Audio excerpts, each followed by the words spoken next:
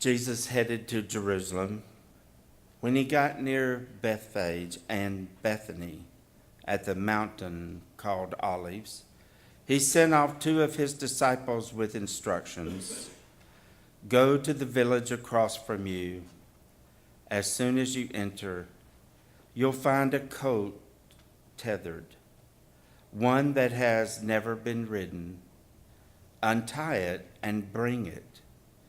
If anyone says anything, ask, "What are you doing?" Say, "His master needs him." They brought the colt to Jesus. Then, throwing their coats on its back, they helped Jesus get on.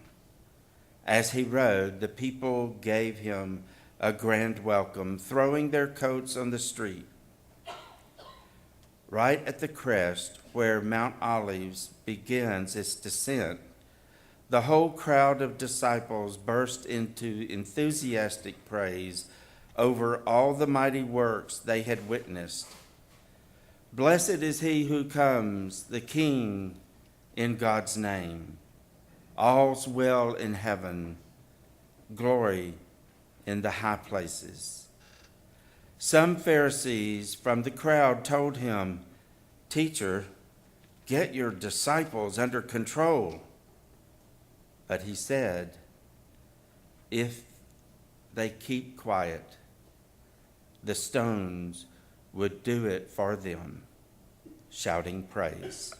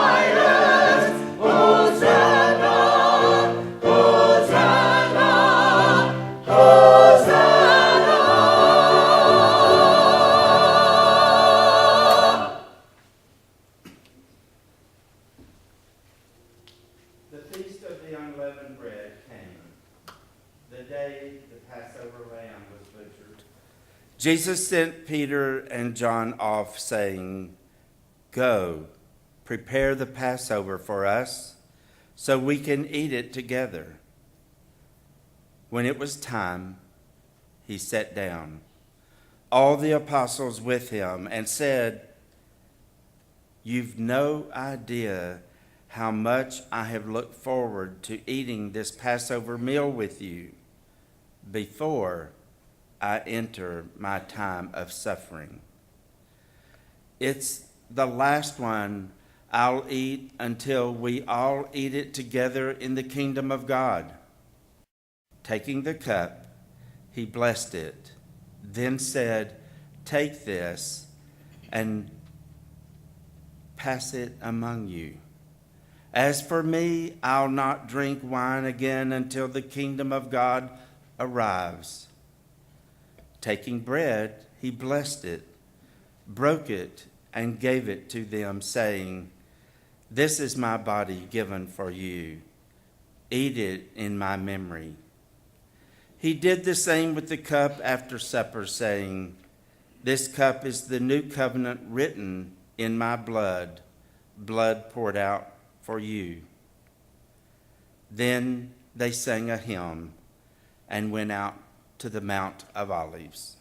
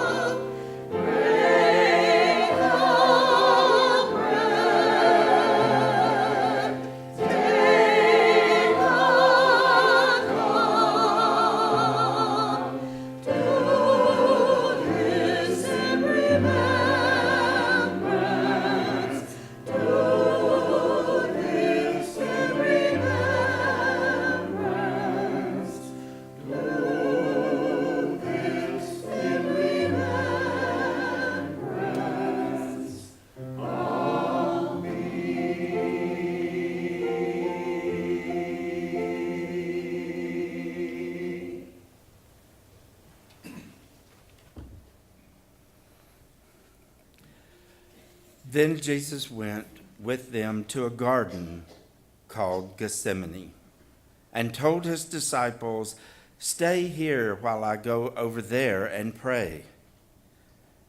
Taking along Peter and the two sons of Zebedee, he plunged into an agonizing sorrow. Then he said, "This sorrow is crushing my life out. Stay here and keep vigil with me." Going a little ahead, he fell on his face, praying, "My Father, if there is any way, take this cup away from me. But please, not what I want. What do you want?" At once an angel from heaven was at his side, strengthening him. He prayed all the harder. Sweat wrung from him like drops of blood, poured off his face. Then he prayed, "My Father, if there is no other way than this, drinking this cup to the dregs, I'm ready. Do it your way."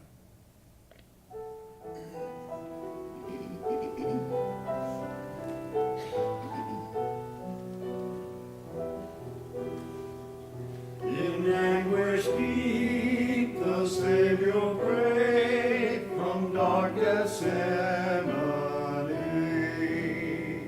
In agony, he pleaded then, "Please take this cup from me." What was it in the bitter cup that Jesus saw ahead? Was pain and suffering all he saw, or was there more to dread? Yet not I will, but yours, he said, with firm but weary voice. And with his vast, amazing love, accepted mercy's joys. He took the sins of all the world and made them his that day. Though he knew well that sin would turn his Father's face away.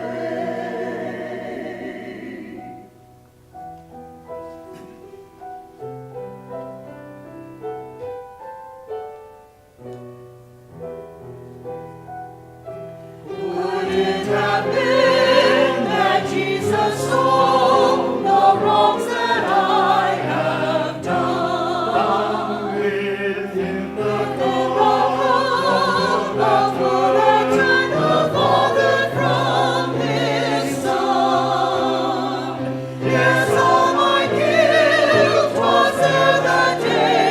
His cross was lifted up.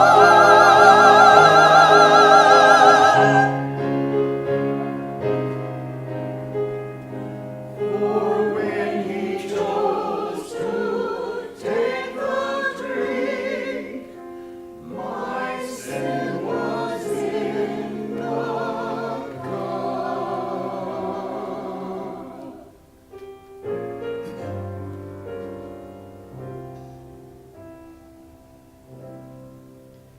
May I be willing, Lord, to bear daily my cross for thee.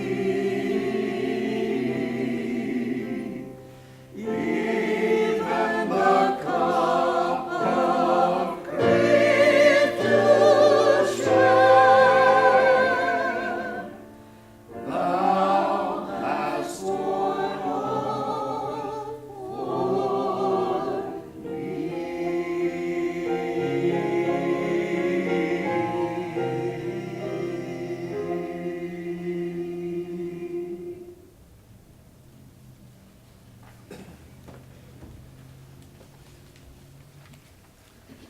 He got up from prayer, went back to the disciples, and found them asleep, drugged by grief.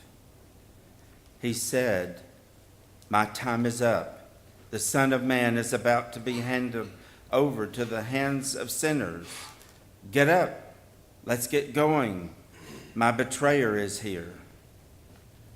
No sooner were the words out of his mouth than a crowd showed up. Arresting Jesus, they marched him off and took him into the house of the chief priest. When it was morning, the religious leaders of the people and the high priest and scholars all got together and brought him to Pilate. and began to bring up charges against him. They said, "We found this man undermining our law and order, forbidding taxes to be paid to Caesar, setting himself up as Messiah King." Pilate asked him, "Is this true, that you're King of the Jews?" "Those are your words, not mine," Jesus replied. Pilate told the high priest and the accompanying crowd, "I find nothing wrong here. He seems harmless to me." But they were vehement.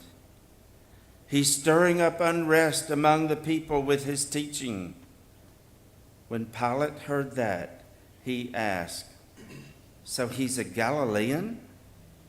Realizing that he properly became under Herod's jurisdiction, and he passed the buck to Herod, who just happened to be in Jerusalem for a few days. Herod was delighted when Jesus showed up. He had wanted for a long time to see him. He had heard so much about him. He hoped to see him do something spectacular. He peppered him with questions. Jesus didn't answer, not one word. Mightily offended, Herod turned on Jesus. His soldiers joined in, taunting and jeering. Then they dressed him up in an elaborate king costume and sent him back to Pilate. Then Pilate called in the high priest, rulers, and the others and said, "You brought this man to me as a disturber of the peace. I examined him in front of all of you and found there was nothing to your charge, and neither did Herod, for he has sent him back here with a clean bill of health." It's clear that he's done nothing wrong, let alone anything deserving death. At that, the crowd went wild. "Crucify him! Crucify him!" Pilate caved in and gave them Jesus to do whatever they wanted. As they led him off, they made Simon, a man from Cyrene, who happened to be coming in from the countryside, carry the cross behind Jesus. A huge crowd of people followed, along with women weeping. 2 others, both criminals, were taken along with him for execution. When they got to the place called Skull Hill, they crucified him along with the criminals, one on his right, the other on his left.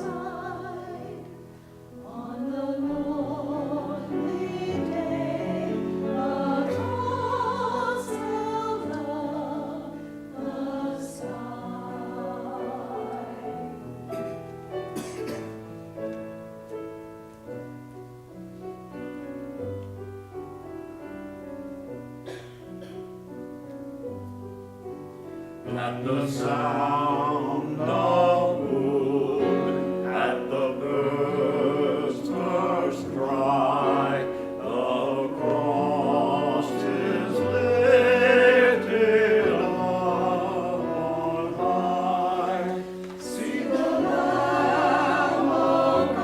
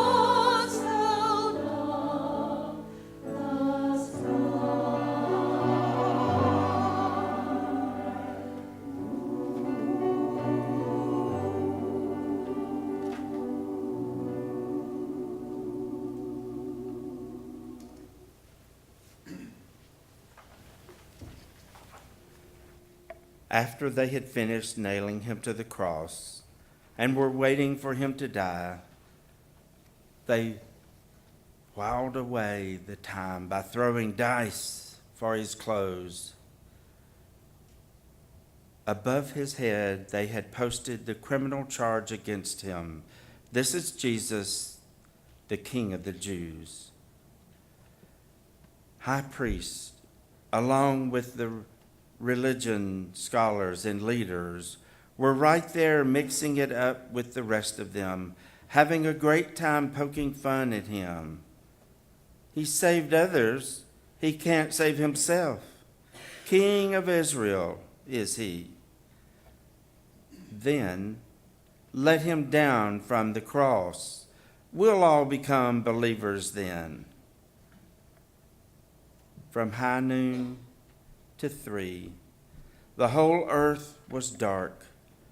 Around the mid-afternoon, Jesus groaned out of the depths, crying loudly, my God, why have you abandoned me?" Some bystanders who heard him said, "He's calling for Elijah. Let's see if Elijah comes and saves him." But Jesus, again crying out loudly, breathed his last. At that moment, the temple curtain was ripped in two, top to bottom. The captain of the guard and those with him, when they saw the earthquake and everything else that was happening, were scared to death. They said, "This has to be the Son of God."